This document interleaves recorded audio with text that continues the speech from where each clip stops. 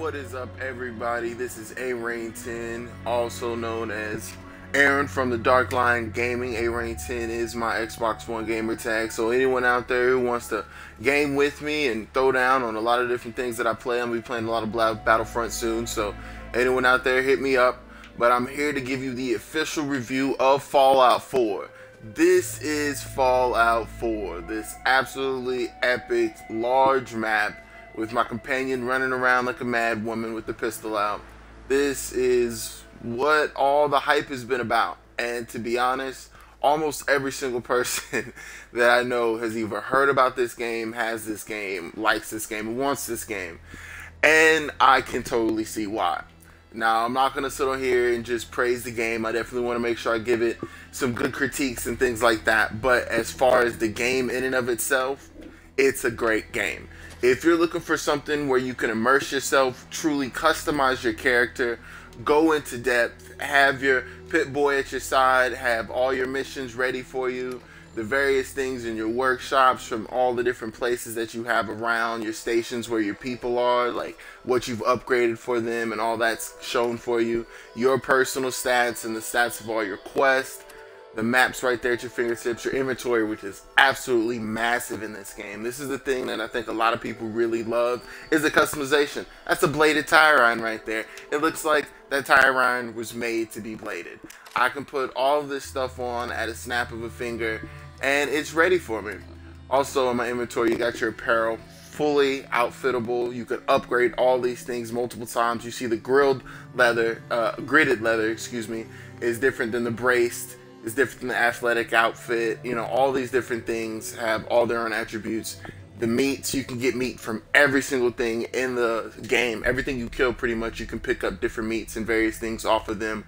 Cook them, eat them, that's how you get your health. You get various rads for eating things if you don't cook them, because again, everything's radiated in this wasteland. The storyline's pretty interesting too. Don't want to give away any spoilers if you want to get into it, but the fact that they kind of throw you into this timeline and really you become immersed in this new world that you've never seen before.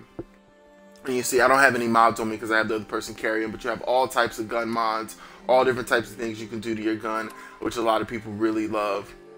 And this is why people have played this, and the perk system. And I do want to take a look at the perk chart for everybody who wants to see that, because I think that's also important for people. You put your points into your perks at the top, and this is really important for anyone who's going to play the game, because once you put these perks in here, you can't reuse them. They don't have a reset button except for making a whole new character that I know of. And I think that's to really make you like pay attention and invest in these points and make sure you're looking at what you get. So don't dump all of your points into the top ones first. I think a lot of people who played Fallout 3 think that you have to put them in the top one first. Some of my friends did that. You don't. You just have to put enough points in it to unlock it in the tier. So say I want to get down here to Life Giver, I only have to have 3 points into Endurance to get down to Life Giver and then put a point in the Life Giver. Like I've put 4 points into Perception just so I can go down here and get Locksmith with Expert Locksmithing. You know, I've upgraded that a couple times because there's a lot of stuff you're going to want to unlock in the game. You know, got a random person, mysterious stranger who will come around and, you know, shoot up the place whenever he feels like it and things of the such. So there's a lot of really crazy things on here that is interesting. Aqua Boy's pretty good because there's some good swimming areas that'll help cut distances, but anytime you touch the water, you instantly get radiated. So it's all these different things that the world is very realistic and very unique. That's why people love it and they really become addicted to the entire series. And so the shooting system's different, and I want to try to get some gameplay of that. As you can see, this is that tire iron with the blade on it, and it just looks like an axe. It looks like it was meant to be that way, which is pretty sweet. And you can go into third person or first person, and that's where you get that view right there, so you can see it nice and up close. And then you have all your different guns that you can kind of switch on the fly, or if you're in combat, you can actually stop combat altogether and go into your inventory, eat your food, do different things like that. So as far as the game for me, I love it, but it's solely single person, and that makes me very upset, especially with the amount of creativity and the amount of servers they got nowadays. Like, they could have easily made it to where instead of having this just random NPC walk around with me that just does ridiculous stuff, I could have a friend drop into my game and we can actually run around and play together. And that would make it much more interesting, and the game would be, I would love to play it at a higher difficulty, because it's like, alright, let's go to town. Now I'm like, no, I kind of want to get all my stuff together and then crank up the difficulty. Whereas if I had somebody else with me, I would know their accuracy, I would know kind of, you could coordinate better and things like that on particular people and really shoot them in a way that would destroy them and like demolish, like both of you can lock onto one target and aim for their head. And I don't know if it was maybe because of the way the slowdown system and that kind of stuff works that they couldn't do it, but I think if they really wanted to, they could. So let's slow this down real quick. As you can see, this dog is coming at me. It shows all the people around me, and it's a lot of them. And this dog is still moving. I'm gonna see if I can actually shoot it in the face.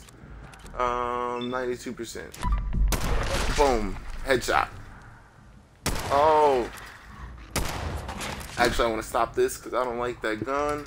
And you can see it does get very intense really quickly. You saw they're on me in an instant. So that's the reason why they do give you this ability to just kind of stop and like pause the game and really reassess everything.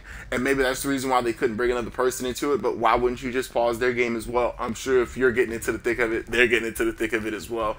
So I really wish it was multiplayer in that sense. But other than that, if you're looking for a solely single player, immerse yourself into the game, that's what you're gonna get from this. That shotgun does some really good damage up close. Low health. Oh no! And right there, I actually should have turned and tried to run. Trying to talk and play this at the same time is pretty hard because you can see it gets intense. But I didn't know they were coming. Now I know they do. Walk down this hill, mow them down. But again, it's that type of game where it's like, makes you want to play it because there actually is some difficulty to it. There's not just like, oh, I'm going to run around and just kill everything. It's like, no. There's all kinds of irradiated creatures that are absolutely huge. Super mutants. They're these, imagine a 9-foot-tall Schwarzenegger running around that's red. And that's what you're going to get. Pretty much a mini Hulk. And then you also get all the irradiated dogs, irradiated bugs. You get, I haven't even seen some of the other creatures later on that are supposed to be actually pretty freaking large. Let me actually see if I can get my scope on and get some decent damage from a distance.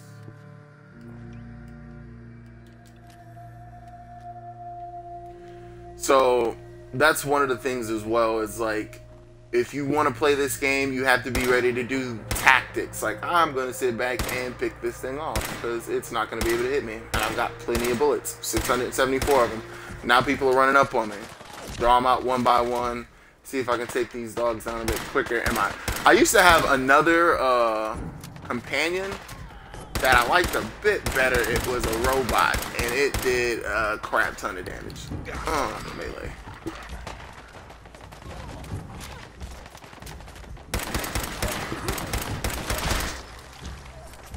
You don't need to zoom in. Oh, there's a big guy in some body armor. Let me get up here. And again, this is called tactical retreat because, oh, he's right up on me. Oh, man. Oh, to my inventory. And as you can see, the game gets intense. So, again, before I get too more in depth in the game, I'm kind of going to get quiet and try to get serious so I can give you guys some decent gameplay. If you're looking for a good game that's going to be solo, that's going to immerse yourself in it, where you get full customization and full creativity of your character, go for Fallout. It's a very unique world. It's pretty much our world, but everything irradiated in a wasteland. You can imagine how ridiculous that could be and all the stuff that you could put in it. So I give it, if I had to give it out of 10, an 8 out of 10. Other games like Mass Effect is another game that I feel when it comes out, it's going to beat this game in my opinion, because you're going to have that fully immersive gameplay where you're going to customize your character, but you're still going to have an online mode where you can go through hordes and hordes of enemies with your friends and things like that.